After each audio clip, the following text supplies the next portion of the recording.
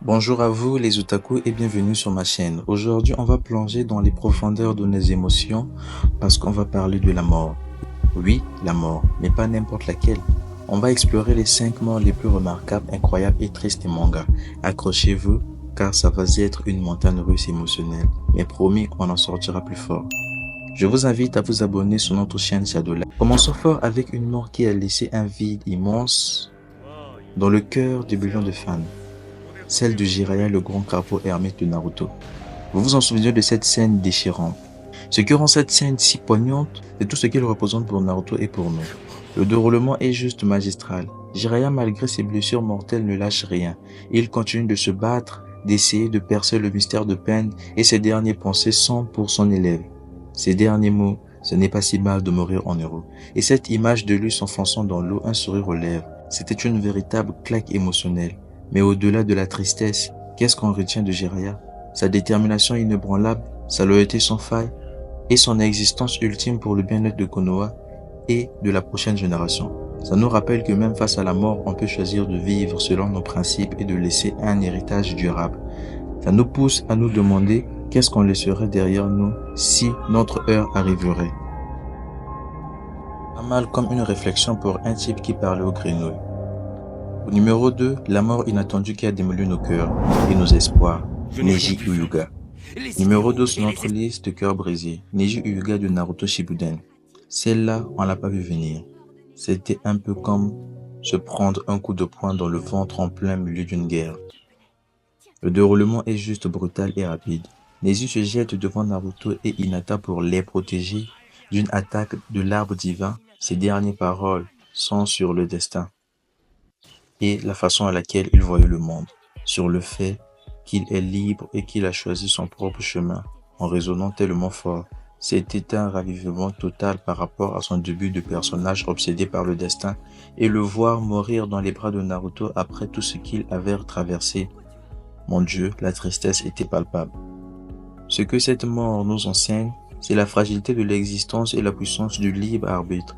Neji qui croyait au destin inévitable a finalement choisi son propre destin par le sacrifice. Ça nous montre qu'on a toujours le pouvoir de choisir même face à l'adversité et que chaque instant compte. Un peu flippant, mais super motivant quand on y pense. La mort épique et douloureuse, Portages DS. Arrivant aux branches de notre top des morts, avec un vrai moment de bravoure et de désespoir. Portages, The Ace de One Piece, là on parle d'une mort qui n'est pas seulement triste, mais aussi incroyable et frustrante. Après tant d'efforts pour le sauver, le déroulement est digne d'un opéra tragique. Après avoir été libéré, Ace se sacrifie pour protéger Luffy d'une attaque.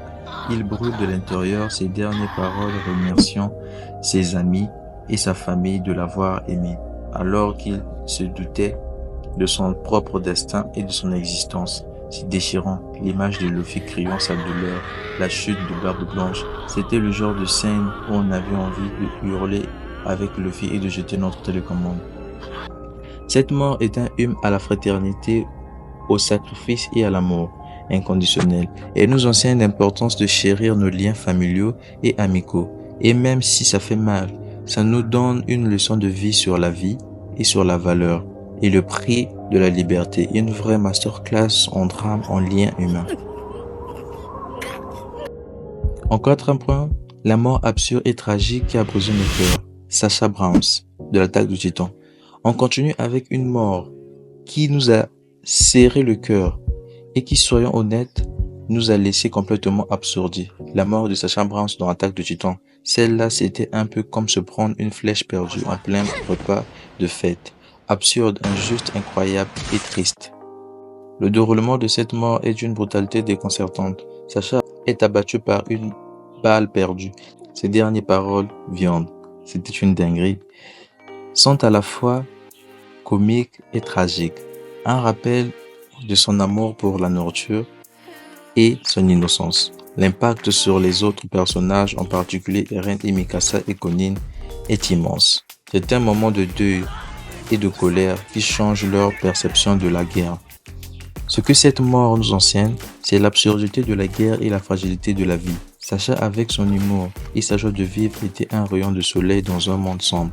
Sa mort nous rappelle que personne n'est à l'abri et que même les moments de bonheur peuvent être brutalement interrompus. Ça nous pousse à chérir chaque instant et à nous battre pour un monde où de telles tragédies ne se produisent plus. Un peu déprimant, mais tellement réaliste, surtout dans ce manga.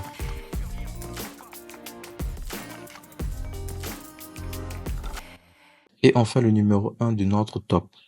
Non pas une mort au sens strict, mais une disparition symbolique et un sacrifice qui a redéfini l'univers de son manga et l'avenir d'un héros, le bras de Shanks, le héros de One Piece. Celle-là, c'était un coup de massue qui a fait trembler les fondations et toute une série et a lancé une légende. Le monde de ce sacrifice est à la fois épique et fondateur. Shanks, un Yonkou, puis son père un bras pour sauver un gamin qui ne sait pas nager. Ce n'est pas une mort, mais c'est une perte physique immense, un acte désintéressé qui symbolise sa foi en la prochaine génération et au don du chapeau de paille à Luffy, avec la promesse de le récupérer quand il sera devenu un grand pirate. C'est un moment de transmission et d'inspiration pure. Ce que cette scène nous montre, c'est le pouvoir de l'impact individuel et comment un seul acte de gentillesse et de foi peut changer le cours de l'histoire. C'est un rappel que nos actions, même les plus insignifiantes en apparence, peuvent avoir des conséquences immenses et inspirer des rêves. Et que même dans la perte, il y a la possibilité d'une transformation profonde et d'un héritage durable. On peut aussi être le personnage qui change le jeu dans notre propre vie sans perdre de bras, heureusement. Et voilà, notre voyage à travers les morts et les sacrifices les plus marquants de manga touche à sa fin. J'espère que cette vidéo vous a fait réfléchir, vous a ému et peut-être même inspiré à regarder la vie avec un œil ouvert. Ces moments, même s'ils sont fictifs, nous rappellent des vérités universelles sur la vie, la perte, le courage, le sacrifice et l'impact de nos choix. Elles nous montrent que dans la tristesse, il y a la beauté et que chaque fin peut être le catalyseur d'un nouveau départ ou d'une nouvelle aventure.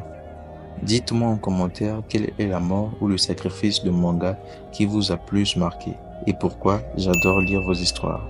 Si cette vidéo t'a plu, n'oublie pas de laisser un pouce bleu, de t'abonner pour ne pas rater aucune de mes prochaines aventures et de partager la vidéo avec tes amis.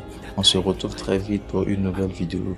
D'ici, portez-vous bien et continuez à kiffer les mangas.